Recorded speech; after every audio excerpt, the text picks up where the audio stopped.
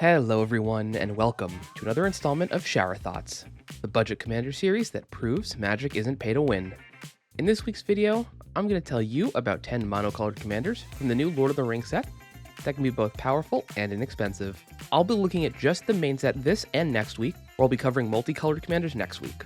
They aren't listed in any particular order, and if you'd like to see videos on any of the commanders, let me know in the comment section below. And if you can give this video a like, it really helps out the channel. Without further ado, let's get into it. First is Samwise the Stout-Hearted. When I think of an aristocrat-style deck, I'm usually looking at Orzhov or Jund as my primary colors. Both have access to some of the best staples with Goblin Bombardment, Grave Pact, and Blood Artist. But what if we could build a mono-white aristocrat-style deck with a Blink sub-theme? My initial thoughts on Samwise were to build a pure Blink deck and generate value from artifacts that sacrifice themselves, such as Mishra's Bauble, Expedition Map, or Wayfarer's Bauble. After all, he has an ETB trigger, Flash, and is only 2 mana, and will let you return things to your hand. But that just felt like eggs with more steps, and we already have a great eggs commander thanks to Teshar. So instead, let's focus on using the sacrifice outlets White has access to, and sacrifice value creatures that let us draw cards, gain life, and ramp. The difficult part of deck building will be balancing the required blink effects, along with sacrifice payoffs. It's important to note, Samwise doesn't specify non-land permanent, which means you can guarantee land drops with Evolving Wilds or Terramorphic Expanse. And there's also the cute combo of Zuran Orb and Flagstones of Tarakir. Plus, you get the additional benefit of having the ring tempt you each time you flicker Samwise. Key cards to include would be Circuit Mender, Spirited Companion, Fanatical Devotion, Spawning Pit, and Far Traveler. Next is Gandalf White Rider. A few weeks ago, I created a budget Animar Creature Storm deck that won by casting creatures over and over again. So I'm doing that again, but this time in mono white. For those who weren't playing Standard back in the Ixalan days of 2018, there was this deck called Mono White Monument, which used Oketra's Monument, an aviary mechanic, to make an army of 1/1 soldiers. This means we can take this old Standard deck and convert it nicely into a commander deck, and what's even better is we can include a 3-card infinite combo with ease. All you'll need is Oketra's Monument, Defiler of Faith, and either Aviary Mechanic, White Mane Lion, or Jeskai Barricade. Each iteration of the loop will cost you 2 life, but that's easy to fix with Soul Warden style effects. All you need now is a Crashing Drawbridge to give your team haste, and you have an infinitely large token army. And you can include Hazoret's Monument as pseudo-infinite draw engine. Some key cards to include would be Bygone Bishop, Oketra's Monument, Defiler of Faith, White Mane Lion, and Sutra Priest. Next up is the Watcher in the Water. Do you like drawing cards? Do you want to get payback to your friends because they stole the last soda but left the empty box in the fridge only for you to get your hopes up when you went to grab one? Well then pick up the Watcher and get some payback. There are some cute ways to build this commander if you don't mind spending a bit more money. But I'm going to stick to the simple cantripping deck with Kraken payoffs. You'll want to load up on Convoke spells, such as Transcendent Message and Artistic Refusal, so you can exponentially increase your tentacle count. Then load up the deck with some of the best Krakens in EDH, such as Hullbreaker Horror or Nadir Kraken. The last little bit of tech you could add are cards that change all creature types, so Arcane Adaptation and Maskwood Nexus. These let you turn all of your creatures into tentacles and Krakens, letting you benefit from the Watcher's ability. I even had the idea of using some tribal lords, such as Master of the Pearl Trident and Master of Waves, to get additional benefit from changing creature types. Also, make sure to include Proliferation when possible to keep opponents' creatures tapped down with stun counters. Key cards to include would be Ominous Seas, Invasion of Segovia, Psychosis Crawler, Flux Channeler, and Tolarian Winds. Next is Serum on the White. I often get inspiration to talk about a commander after seeing how well it does at pre-release. I know Limited is a vastly different format compared to Commander, but I can't help it. Playing with the cards helps shape the ideas for how I want to build it. And much like my $50 Yarok Tribal deck, which you should check out after watching this video, Saruman's the exact same case. I went 2-1 with him at my pre-release, so I'm putting him on the list. Casting 2 spells each turn, especially in mono blue, isn't that difficult.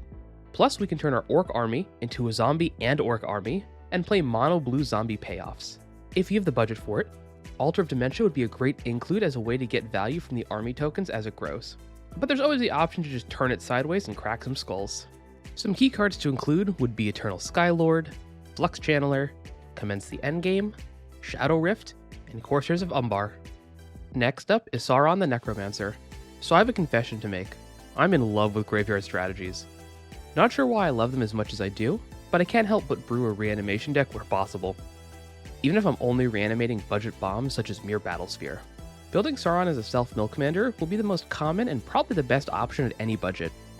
Mono Black has great access to budget staples such as Undead Butler, Violent Tumor, and Buried Alive. The important thing to remember is you need Sauron to be your ring bearer in order to keep the creature after combat. The new Gollum Patient Plotter, Call of the Ring, and the One Ring to rule them all are instant staples in this list. Not only do they provide flavor, but are on theme and powerful in the deck. The other card, or should I say 9 cards I'm excited to include here, are the Nazgul. They tempt you by just entering the battlefield, and then you can reanimate them with Sauron and then keep them around by making him your ring bearer.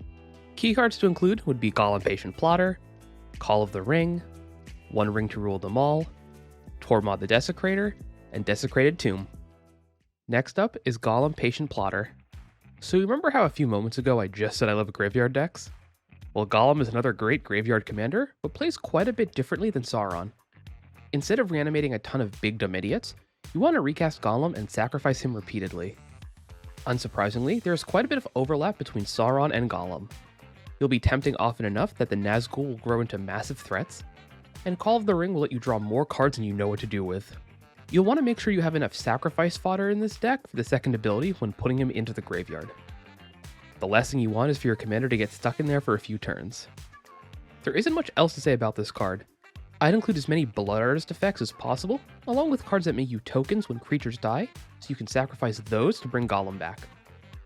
Key cards to include would be Ogre Slumlord, Call of the Ring, Shadar Ghoul Caller, Nether Trader, and Blightmound.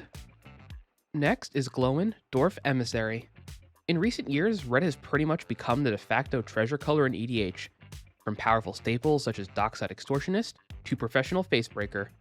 No matter the flavor of red treasure you decide, you'll be like Scrooge McDuck diving into a pool of gold coins. Don't actually do that, you'll probably die. The once per turn restriction makes its ability worse, but not bad.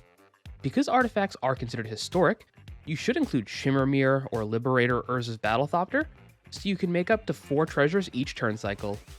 There's also Fidalcan Orrery, which is outside of what I consider budget, but isn't too bad. And if you can get one, I would definitely include it. And of course, there are a number of artifacts with flash. For example, Dueling Rapier is now a 1-mana card that makes you a treasure.